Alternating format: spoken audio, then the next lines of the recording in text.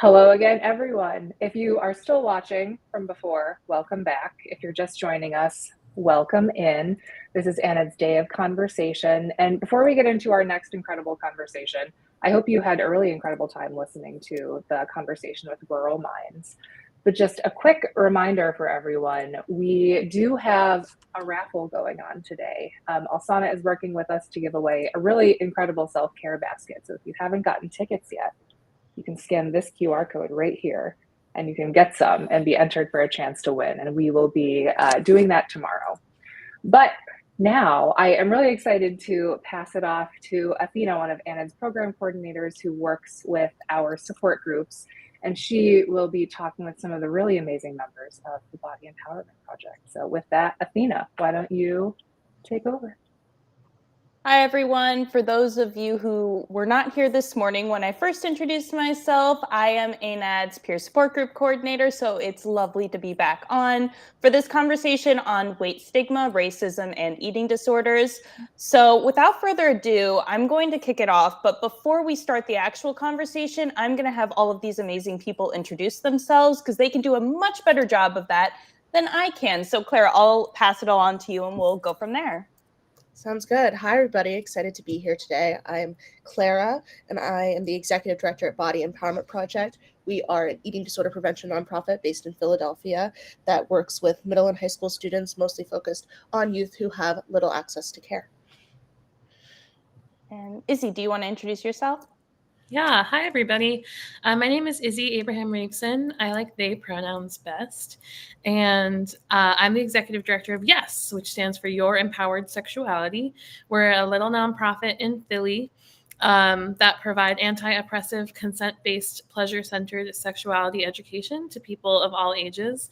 And sexuality education, of course, includes body liberation education and talking about fatness and fat liberation, which is a passion of mine. And I'm also someone who is in recovery from an eating disorder and a fat person. So I'm really excited to talk about this both professionally and personally. All right, and Gabby. Yeah. Hi, everybody. I am Gabrielle Katz, but I go by Gabby. My pronouns are she, her. I am the owner of Coastal Collaborative Care, which is a therapy practice specializing in the treatment of eating disorders, depressive disorders, anxiety disorders, and trauma. We have a couple in-person locations in Virginia and provide telehealth throughout the country. I personally am a licensed therapist, clinical social worker, and I started working in the eating disorder field in 2014. I'm a certified eating disorder specialist and approved consultant. I have that certification. And in addition to my specialization in eating disorders, I am trained in trauma therapy, including EMDR, IFS, and something called FLASH technique. So I really look at eating disorders through a trauma-informed and health at every size lens. Awesome. Thank you so much, everyone, for introducing yourselves. And Gabby, I'm actually going to kick it back to you. And I would love for you to explain kind of this concept of anti-fatness and what it's like living in a fat-phobic society today. Yeah, I think it's really important to start kind of, first of all, what is weight stigma, right? Like we need to first understand what is weight stigma, what is fat phobia. So weight stigma is basically like the social bias and discrimination. It's the stereotype, the negative attitudes against people based on their body weight and their body size, particularly those in larger bodies. And these biases just perpetuate the idea that people in larger bodies are less than. They're less capable, they're less healthy, they're less fill in the blank, despite the complexity of factors that influence weight. So when I think of weight stigma, it's more of like the broader societal discrimination and the negative stereotype. And then fat phobia is seriously the fear, the dislike, the prejudice against people who are fat or live in larger bodies. I think when I talk about this, I really like to kind of like explain how embedded in it embedded it is. Like it's everywhere and it influences everyone and it starts at a really young age. So I like to kind of use some personal use of self. And, you know, I think about even when I was in elementary school, right? When my family would want to take a picture of me, they would always say, Gabrielle, suck in your belly. Gabrielle, suck in your belly. And like, that was when I was little, like little, like 1 digits, you know? And so I think that just shows, again, how deeply ingrained it is in cultures. Another example is the fact that like doctors commenting on children's weight and saying they're gaining too much and they need to lose weight.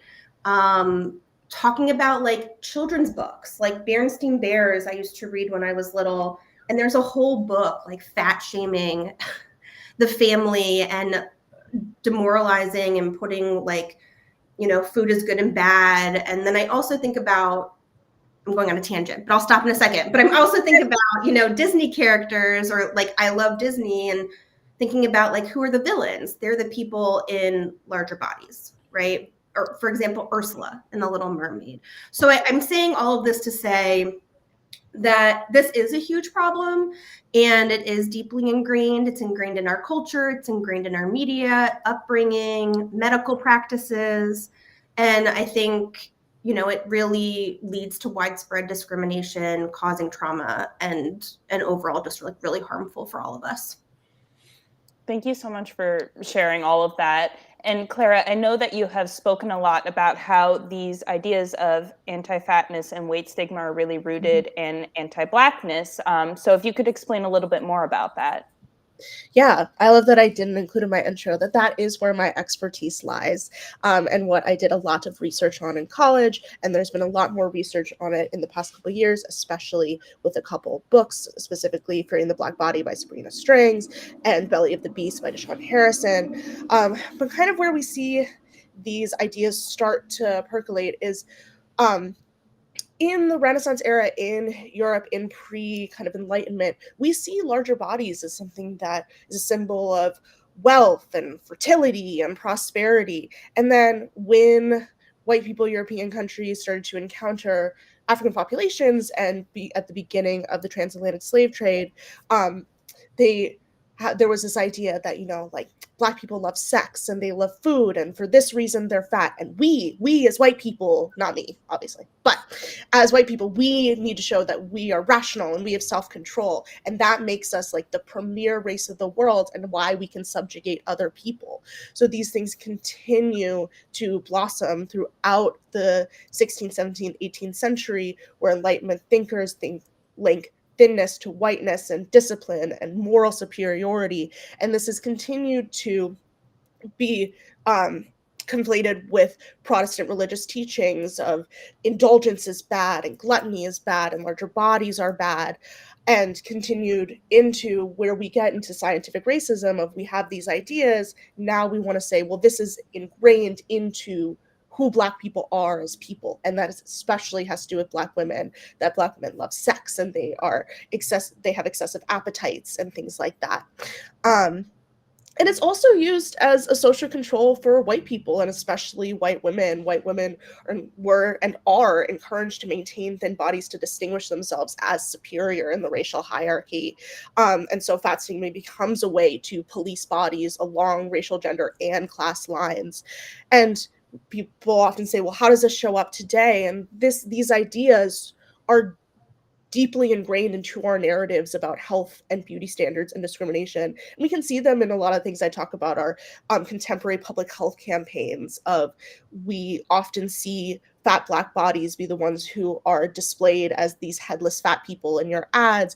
We see a lot of discussion about like Black women are a drain on the healthcare system because Black women are fat, even though that the data doesn't actually play that out. Actually, rates of quote unquote obesity among races is not actually that different. So these continue to show up today. Yeah, and I feel like we could talk for hours on the history of this, but in more recent times, there has been this emergence of fat liberation and body positivity. So Izzy, would you be able to speak more on that? Totally. And thank you both for everything you just shared. Super well put and so important. So I think body positivity is probably the word that people have heard the most of these different words, because there's body positivity, body neutrality, body liberation, fat liberation, right? So the idea of body positivity is literally just being positive about your body, right? Saying nice things about your body instead of negative things, right? Changing the way we think, using affirmations. And body positivity can be super useful to people, but it's very limited, right? Because it's very individual. It's very internal. It's like, I change my own self, I change my own brain, and then I like my body. But for those of us who are experiencing the things that Gabby and Clara just talked about, right? Those of us who are experiencing discrimination from doctors, those of us who are experiencing literally not fitting into seats at theaters, right? I love theater and I can't fit into all of the chairs. Loving ourselves and being positive about our bodies is not going to solve that problem, right? Yes.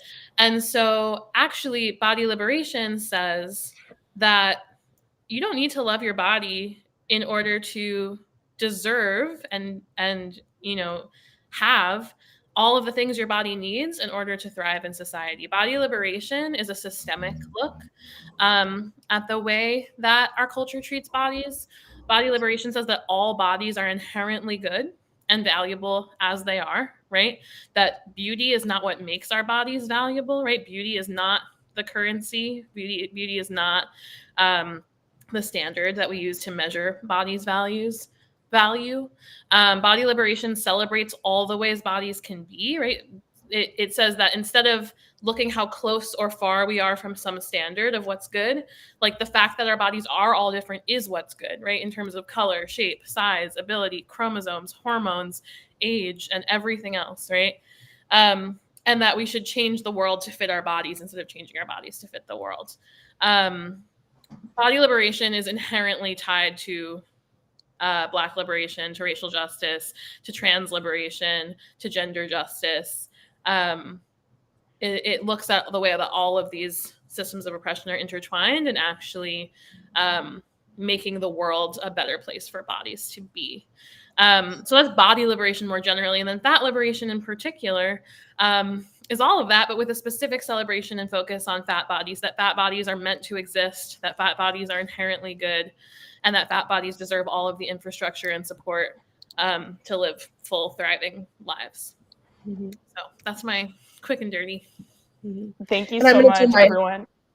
I want to do my first interjection that I'm sure we'll have a bunch of. And what I also love to say is, like, we should all be fat liberationists. A fat liberatory world is good for everybody. Nobody should have to live in a world where bodies are policed in the way that they are today. And it benefits everybody to live in a world where bodies are free and liberated. Yeah. With that being said, oh, go ahead. I'm sorry. Oh. I just wanted to add that, when we talk about weight stigma or anti-fatness, it doesn't just harm fat people, right? As Clara is getting at. It harms fat people the most and the most directly, and we should center fat people when we talk about it. Mm-hmm. And also, it harms everyone, right? There are plenty of thin people who are thin because they're spending all of their time, money, and energy on staying thin. And that's oppressive, right? We shouldn't have to do that. We shouldn't feel that we have to do that to avoid oppression, right? Like, people's lives are being made smaller because of fear of becoming fat. And so that harms everyone in so many ways. Like, how many people's lives have been taken over by that one goal, that one thought? Mine was as a young person for many, many years, right? Or lost completely. Yeah. You both have transitioned beautifully into kind of our next talking point, which is, what can we do about this? So Gabby, I am going to throw it to you so that you can talk more about what eating disorder professionals in particular can do about all of these different things going on in our society right now. Yeah, I just want to sit here and listen to Clara and Izzy just talk. I'm just right? Say more things, please. So I just want to throw that out there. But okay, so to go to your question, I think it's really important as an eating disorder professional to become aware of your own implicit bias, right? Like, as professionals, of course, I hope, we are fat positive, health at every size. We are accepting of all bodies, all races, everything, all genders, sexual orientations, and we have this unconscious attitude or stereotype that affects our understanding, actions, and decisions, period. We just do as humans. And so I think becoming aware of our own implicit bias is super, super important to start. I think as professionals, we always have to do the work that we ask our clients to do. So I think first and foremost is do your work, become aware of your own implicit bias. Harvard has like an implicit bias. Like if you just Google Harvard implicit bias test, they have a ton of them. Highly recommend them as like a starting point.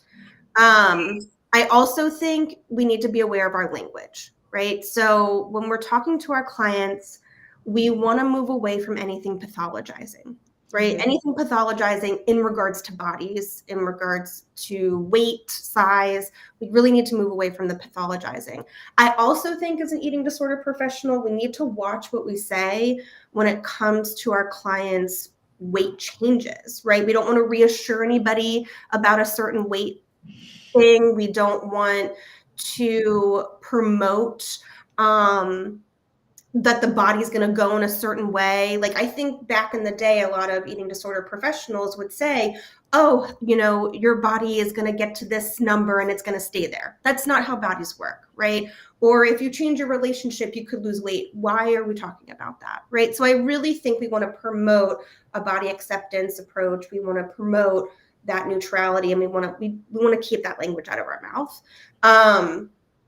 A couple more things that I think are really important is one, educating our clients on this. Like what we're talking about today is what I would talk about with my clients too. Like educating them about fat phobia, weight stigma, all these things, fat liberation, health at every size, fat positivity, anti-diet perspectives. Just give them the information so they can actually have that perspective shift. I think that's really important. And then the last two things I'll say is one, I think it's really important for the space to be very safe and supportive and inclusive. So making sure your furniture can fit all bodies, making sure you have artwork of different bodies and races and everything and genders. And I think that's really important. And then I also think being an advocate systemically and within your society, like doing something like this, and if you can or however you can, just being an advocate for these changes, being an advocate for fat positivity, body liberation, because we have to walk the walk, right? We can't just talk the talk in sessions. We have to really walk the walk.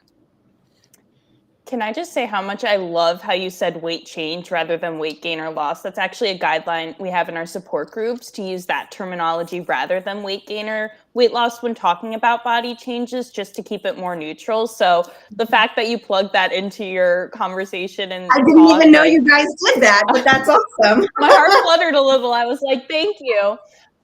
So Clara, I'm going to throw it to you now, because I know that part of your job at the Body Empowerment Project is to educate school professionals on these issues and topics. So can you please explain a little bit more about what school professionals can do? I'm honestly not going to say that much different than what Gabby just said. I think I'm going to start with being aware of implicit bias. We know that fat students are disciplined more. We know that teachers believe that fat students can achieve less in their classes. We know that teachers think that it tends to weight and size tends to be the most common reason that kids are bullied.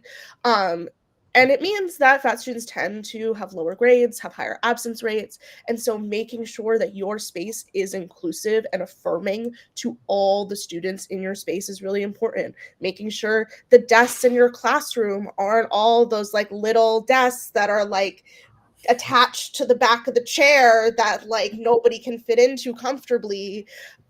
Making sure that they're, even without asking or being able to understand that maybe not everybody's going to fit there, so having one in your classroom already. And this is hard, especially I work in mostly Philadelphia public schools. I know that's not an option for all people, but trying to think about these things early on. I also think being aware of what I say to teachers a lot is being aware of your own diet talk. I go into schools all the time and we'll have pizza one day, and I'll ask the teacher who works with us or the teacher in the classroom, like, hey, do you want a piece of pizza? Do you want a donut? They're like, no, I can't be bad. I'm being good today. And I've just spent 10 weeks telling their kids not to moralize food, and then they just do it. And I often think the work that I do with students, the teachers honestly need it more and adults need it more, but that's a whole other thing. And I think for specifically nurses, counselors, gym teachers, being aware of your language as well. I know it's common practice and sometimes law in states that you must weigh children in schools, letting children step on the scale backwards, making sure that you do it in a private area, making sure you don't even have to tell students their weight, because oftentimes what happens is then other kids come around and they're like, well, what did you get?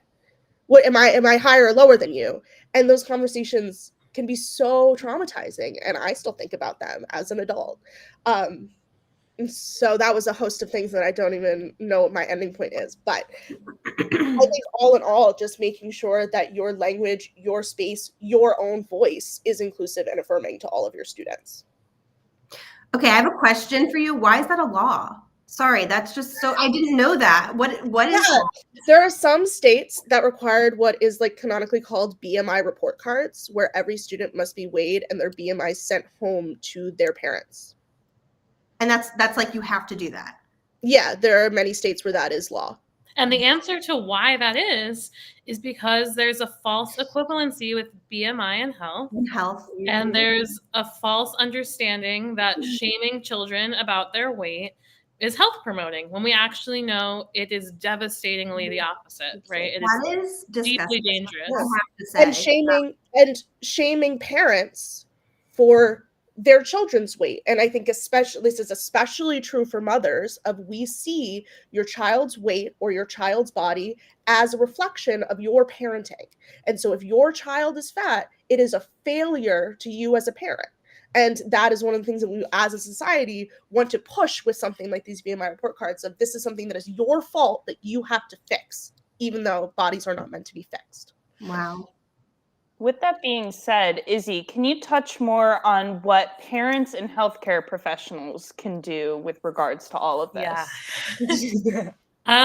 First, I just want to say that we're talking a lot about implicit bias, but I want to name that there's a lot of explicit bias in these fields, like really explicit bias. Like, it is really, really common / almost universal for people in fat bodies to be taught by their healthcare providers and their parents eating disorder behaviors as health promoting, right? Like, I literally have had doctors and teachers and other adults tell me to restrict my food in a way that is disordered, right?